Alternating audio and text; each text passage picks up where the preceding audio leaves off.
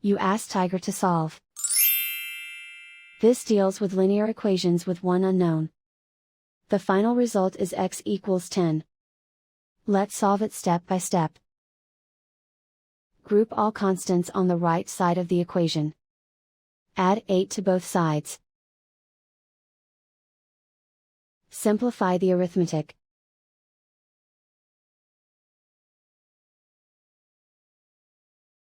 Isolate the x. Divide both sides by 4. Simplify the fraction.